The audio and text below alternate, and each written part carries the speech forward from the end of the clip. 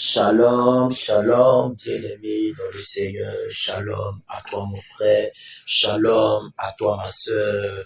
Je bénis le nom de l'Éternel ce matin pour l'opportunité et la grâce qu'il me donne de partager sur cette plateforme le pain quotidien.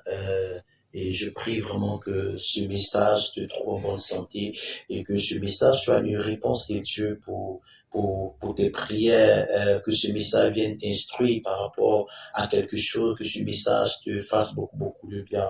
Je prie afin que ce message soit également une source de bénédiction pour plusieurs au nom de Jésus-Christ de Nazareth. Alors, je suis le pasteur Athanas de l'église Réhoboth et il m'est donné de partager ces instants avec toi. Notre thème du mois est rendez témoignage. Le thème de la semaine est le zèle de l'évangile.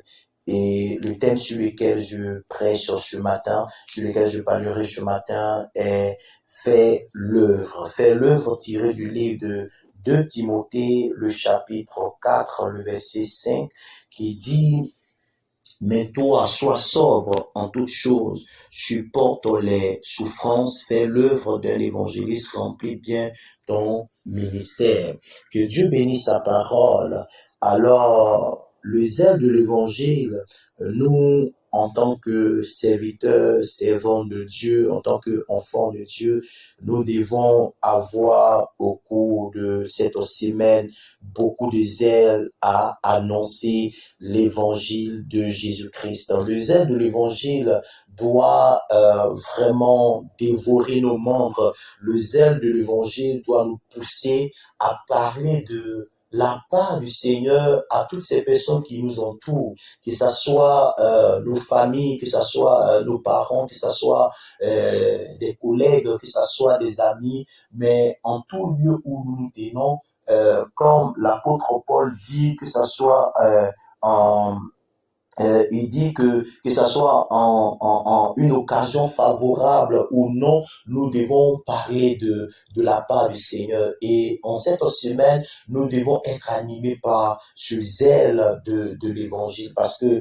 le zèle, c'est cette vive ardeur qui nous pousse c'est cette vive ardeur pour appliquer les consignes et les règlements à la lettre. Et nous pouvons sur la base de cette définition, comprendre la raison pour laquelle Jésus agit de cette manière lorsqu'il rentre dans le temple en Jean le chapitre 2 et qu'il voit que des gens font du trafic, vendent des bœufs et des brebis, qu'ils vendent des oiseaux dans la maison de l'Éternel. La Bible déclare que Jésus est poussé par le zèle de la maison de Dieu et il dit non, mais ce n'est pas possible que cette maison soit une maison de trafic, alors que les consignes et les règlements disent que la maison de Dieu doit être une maison de prière. Donc, Jésus, poussé par le zèle de la maison de Dieu, va chasser ces personnes de la maison de l'Éternel. Et nous devons avoir ce même zèle. De même que Jésus n'a pas supporté de voir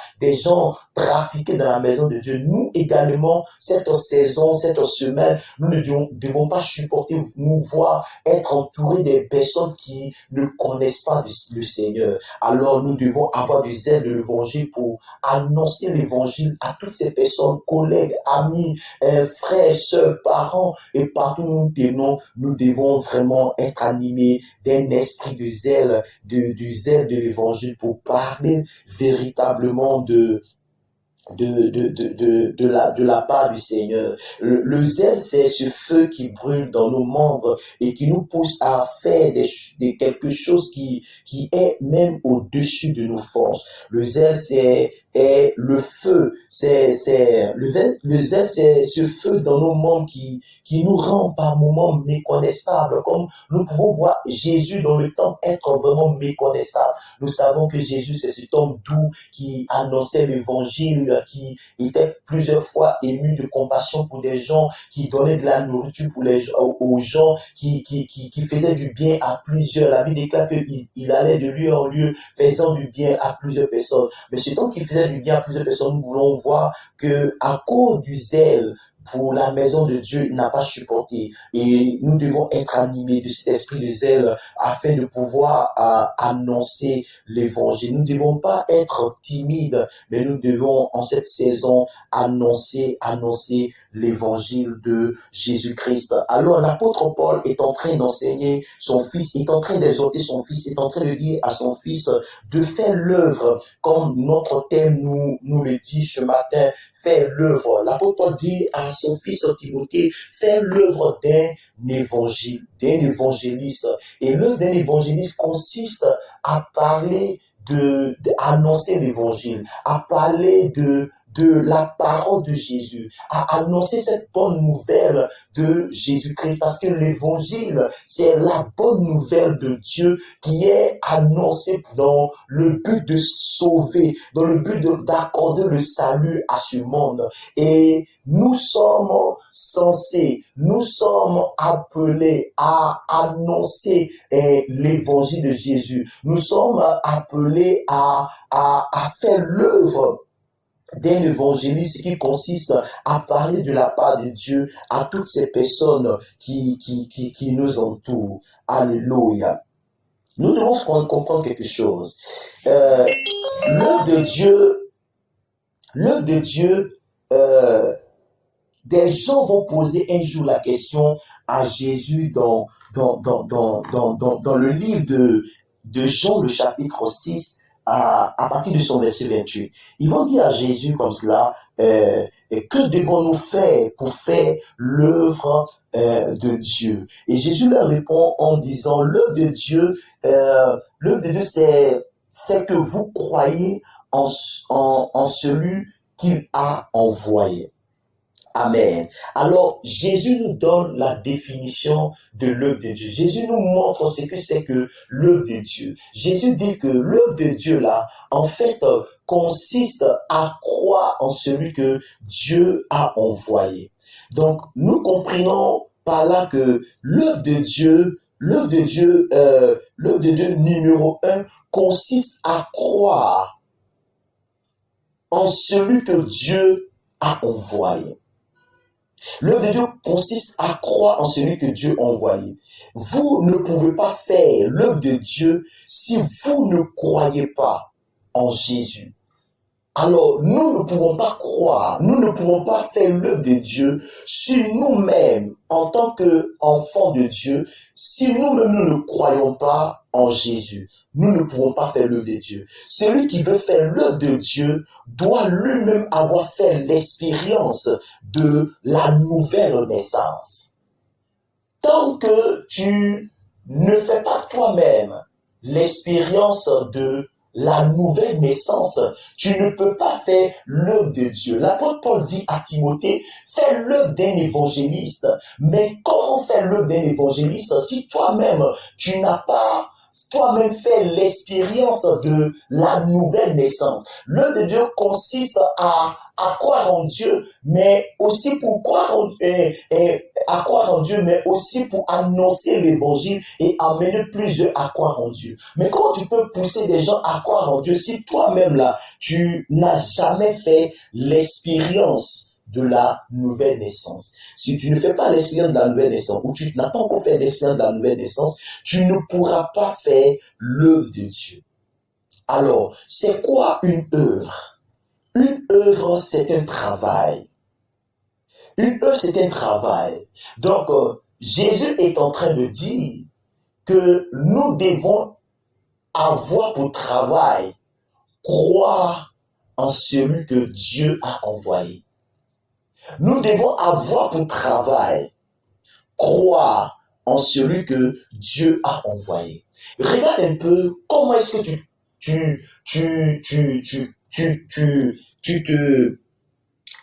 te donnes à fond pour ton travail. Regarde pour un salaire. Regarde comment est-ce que tu te donnes à fond. Tu te donnes à fond, tu te réveilles tôt le matin contre le sommeil, le froid, la paresse et tu vas travailler. Tu travailles pour être le meilleur dans ton domaine, pour être vu et pour être promu.